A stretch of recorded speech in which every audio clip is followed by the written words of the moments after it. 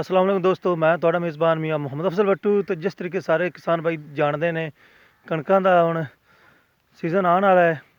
ਤੇ ਉਸ ਤੋਂ ਪਹਿਲੇ ਮੁੰਜੀ ਲਗਾਉਣ ਵਾਸਤੇ ਨਾ ਪਨੀਰੀ ਲਾਉਣ ਦੀ ਜ਼ਰੂਰਤ ਹੁੰਦੀ ਹੈ। ਜਦੋਂ ਪਨੀਰੀ ਹੋ ਜਾਂਦੀ ਤੇ ਫਿਰ ਉਸ ਦੀ ਲਾਭ ਮੁੰਤਕਿਲ ਕੀਤੀ ਜਾਂਦੀ ਹੈ। ਤੇ ਦੋਸਤੋ, ਅੱਜ ਮੈਂ ਜਨਾਬ ਇਹ ਲਗਾਉਂਦਾ ਪਿਆ, ਰਕਬਾ ਹੈ ਤਕਰੀਬਨ 1.5 ਕਨਾਲ। ਤੇ 3 ਤੋੜੇ ਅਸੀਂ ਲਾਵਾਂਗੇ, 3 ਥੈਲੇ, 2 ਇਹ ਪੈਣ ਤੇ ਇੱਕ ਦੋਸਤ ਲਈ ਆਉਂਦਾ ਜੀ। ਤੇ ਆ ਨਜ਼ੀਰ ਭਾਈ 20 ਸੁੱਟਦੇ ਪਏ ਨੇ। ਤੇ ਇਹ ਵੈਰਾਈਟੀ ਹੈ ਜਨਾਬ ਈਰੀ ਫਾਈਨ। ਤੁਹਾਨੂੰ ਚੈੱਕ ਕਰਾ ਲਈਏ, ਇਹ ਚੈੱਕ ਕਰ ਲਓ ਜਨਾਬ। ਦੋਸਤੋ, 1.5 ਕਨਾਲ ਦੇ ਵਿੱਚ 60 ਕਿਲੋ ਬੀਜ ਪਾਉਂਦੇ ਪਏ। ਤੇ ਇਹਦੇ ਉੱਪਰ ਜਨਾਬ ਨਾ ਫਿਰ ਰੂੜੀ ਪਾਈ ਜਾਸੀ, ਆਲੀ ਵਗੈਰਾ, ਫਿਰ ਪਾਣੀ ਲਗਾ ਦਿੱਤਾ ਜਾਵੇਗਾ। ਮਹੀਨੇ 1.5 ਦੇ ਵਿੱਚ ਤਕਰੀਬਨ 1.5 ਮਹੀਨੇ ਦੇ ਵਿੱਚ ਪਨੀਰ ਤਿਆਰ ਹੋ ਜਾਵੇਗੀ। ਉਨੀ ਦੇਰ ਜਿਹੜੀ ਗੰਦਮ ਹੈ ਨਾ, ਉਸ ਦੀ ਕਟਾਈ ਹੋ ਜਾਵੇਗੀ। ਉਸ ਸਾਹਮਣੇ ਤੁਹਾਨੂੰ ਗੰਦਮ ਵੀ ਨਜ਼ਰ ਆਉਂਦੀ ਪਈ ਹੋਵੇਗੀ। ਤੇ ਫਿਰ ਜਨਾਬ ਜ਼ਮੀਨ ਨੂੰ ਤਿਆਰ ਕਰਕੇ ਪਾਣੀ ਭਰ ਦਿੱਤਾ ਜਾਸੀ ਫੱਡ, ਤੇ ਟਰੈਕਟਰ ਨਾਲ ਕੱਦੂ ਕਰਕੇ ਫਿਰ ਜਨਾਬ ਇਨਸ਼ਾ ਅੱਲਾਹ ਤਾਲਾ ਇੱਥੋਂ ਲਾਭ ਤਿਆਰ ਹੋਈ ਮੁੰਤਕਿਲ ਕਰਾਂਗੇ। ਤੇ ਦੋਸਤੋ, ਜਿਹੜੀ ਇਹ ਵੈਰਾਈਟੀ ਹੈ ਰਿਫਾਈਨ, ਇਹ ਜਲਦੀ ਪੱਕਣ ਵਾਲੀ ਹੈ ਦੋਸਤੋ। ਇਹ 3 ਤੋਂ 4 3.5 ਤੋਂ 4 ਮਹੀਨੇ ਦੇ ਵਿੱਚ ਤਕਰੀਬਨ ਤਿਆਰ ਹੋ ਜਾਂਦੀ ਹੈ। ਉਸ ਤੋਂ ਬਾਅਦ ਤੁਸੀਂ ਇਸ ਤੋਂ ਉੱਪਰ ਦੁਬਾਰਾ ਵੀ ਅਗਰ ਚਾਹੋ ਤੇ 1509 ਲਗਾ ਸਕਦੇ ਜੇ। ਅਗਰ ਤੁਹਾਡੀ ਜ਼ਮੀਨ ਅਗਸਤ ਵਿੱਚ ਤੁਸੀਂ ਚੁੱਕ ਲੈਂਦੇ ਜੇ ਤਾਂ ਉਸ ਤੋਂ ਬਾਅਦ ਤੁਸੀਂ ਮੱਕੀ ਵੀ ਲਾ ਸਕਦੇ ਜੇ,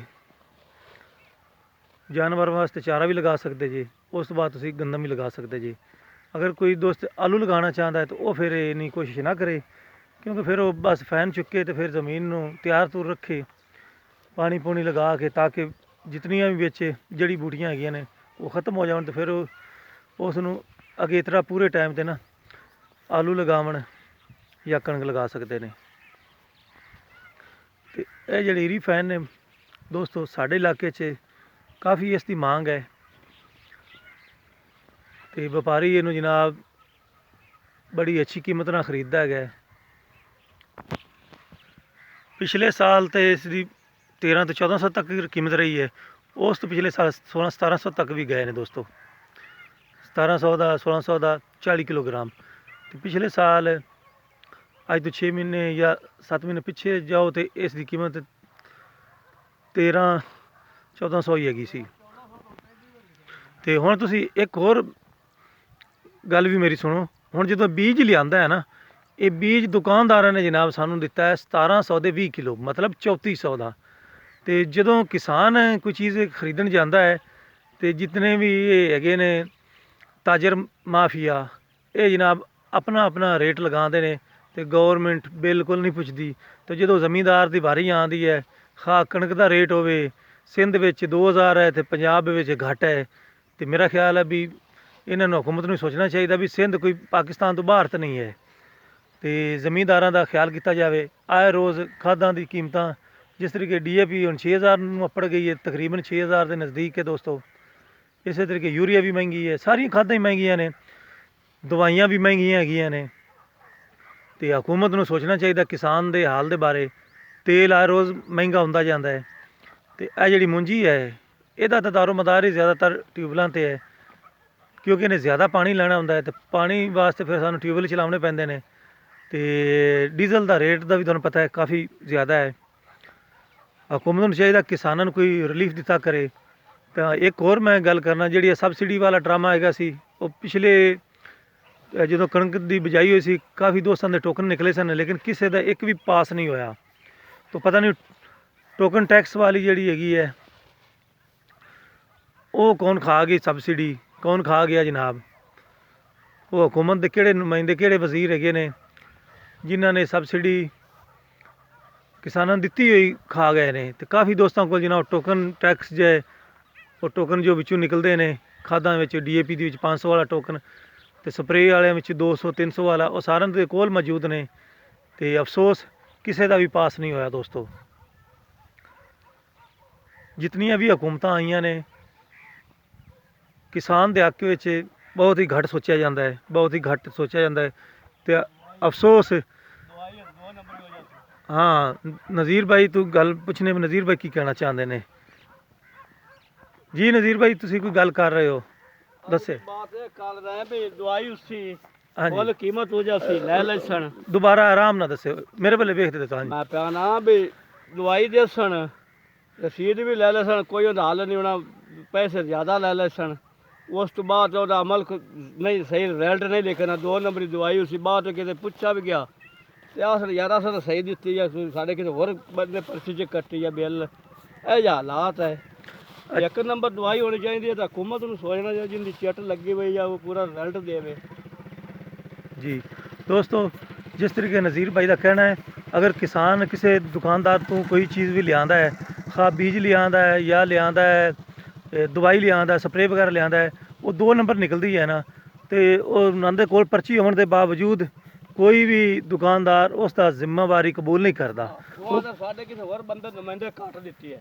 ਉਹ ਕਹਿੰਦਾ ਵੀ ਉਹ ਸਾਡੇ ਪਤਾ ਨਹੀਂ ਕਿਸ ਨੁਮਾਇੰਦੇ ਨੇ ਕੱਟੀ ਹੈ, ਸਾਨੂੰ ਨਹੀਂ ਇਸ ਦਾ ਪਤਾ। ਬੰਦਾ ਇੱਕ ਦਫਾ ਜਾ ਸੀ 2 ਵਜੇ ਬੰਦਾ ਖੱਪ ਜਾ ਸੀ, ਬਸ ਬੰਦਾ ਬਹਿ ਰਹਿੰਦਾ।